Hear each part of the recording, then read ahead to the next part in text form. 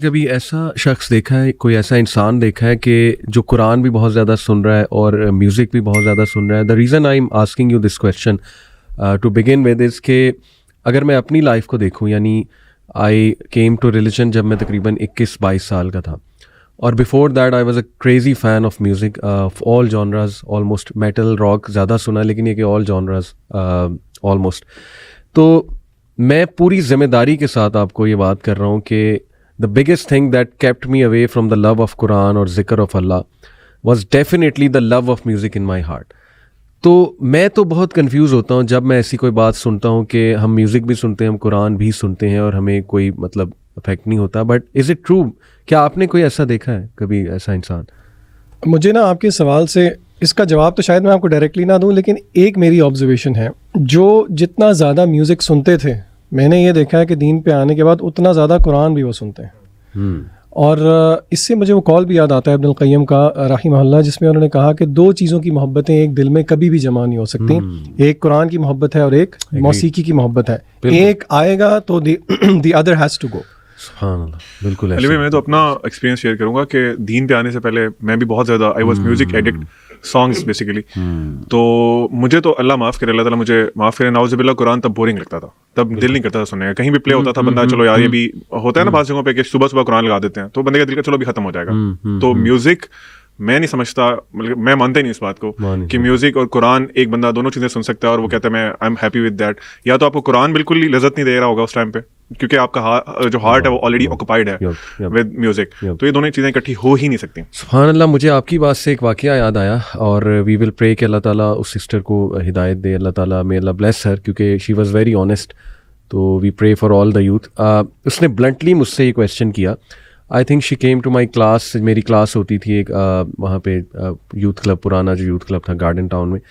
तो उसने ब्लंटली मुझसे क्वेश्चन किया कि सर मैं म्यूज़िक लर्न कर रही हूँ, कोई आई थिंक किसी उसने डिग्री का नाम लिया था, उसमें म्यूज़िक भी वो लर्न कर रही थी। तो शी सेड कि sir honestly Quran doesn't attract me. आपने लेक्चर में बार बार बात की कुरान की रेसिटेशन से कनेक्ट करो, मेरा लेक्चर शायद इस मौजू पे था। शी सेड कि आई कांट कनेक्ट, मुझे नहीं म्यूज़िक जो है ना, टू बी ऑनेस्ट कुरान मुझे अट्रैक्ट नहीं करता, but music is my life, music is my soul, it gives me energy, it gives me the drive to move on, it gives me hope and so many things. तो बस अल्लाह की तरफ से ना मेरे जहन में उस वक्त एक जवाब आ गया। मैंने कहा कि देखें सिस्टर, जब टाइफाइड हो ना या बुखार हो तो ज़बान कड़वी हो जाती है, और अच्छा खाना भी इंसान को मज़ा नहीं देता, तो you should work on your heart.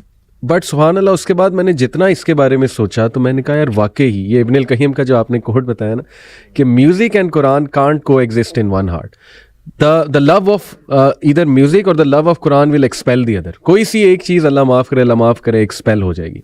और ये इब्नुल क़य्यिम का कोट तो कुछ सालों, कुछ सेंचुरीज पहले का है ना। अगर वो आज के म्यूजिक सुन लेते तो उसके बारे में क्या कहते हैं? सुभान अल्लाह, यस, इतना लीथल म्यूजिक है आजकल, अल्लाह माफ़ करे। हमें ना इसको थोड़ा लोगों को बेनिफिट ऑफ डाउट देना चाहिए। जिस तरह लोग मसलन फॉर एग्जांपल अगर हम इस तरीके से देखें, लोग कहते हैं जी किसी का क्या ही नुकसान कर रहे हैं हम म्यूज़िक सुन के। इसमें भी बाय द वे इसको भी हम डीबंक कर सकते हैं कि म्यूज़िक सुनने का सोसाइटी पे, यानी कि आप अगर म्यूज़िक कोई सुन रहा है तो वो सब्जेक्टिव नहीं है उसकी ज़ात तक, उसका म्यूज़िक सुनना उसका एक इफ़ेक्ट है सोसाइटी पे, उस पर भी हम बात करेंगे। लेकिन यहाँ पे मैं जितने भी ऑडियंस हैं, और अगेन द रीज़न वाई हम ये बता रहे हैं वो इसीलिए ताकि ऑडियंस भी रिलेट कर सके। हम तीनों, आपको पता है कि म्यूज़िक से एक गहरा ताल्लुक़ रहा है हमारा, और हम जो ये बात कर रहे हैं वो इसलिए नहीं है कि हमें इस चीज़ का आइडिया नहीं, वी अंडरस्टैंड वेल कि म्यूज़िक की जिसको अब हम इंटॉक्सिकेशन कह रहे हैं।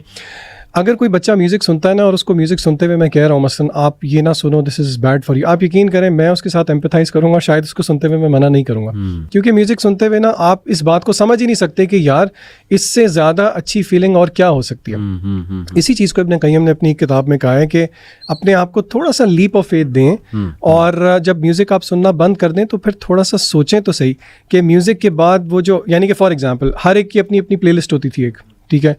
तब तो हम जिस टाइम पे थे तब टेक्नोलॉजी आपको पता है थोड़ी मुख्तलिफ थी, तब ये MP3 ऑडियोज होते थे, विनएप होता था, और वो आपकी वो होते थे आईपॉड्स भी नहीं, उससे पहले वॉकमैन्स होते थे, कैसेट्स होती थी जो पेंसिल में घुमा के हम रिवाइंड किया करते थे।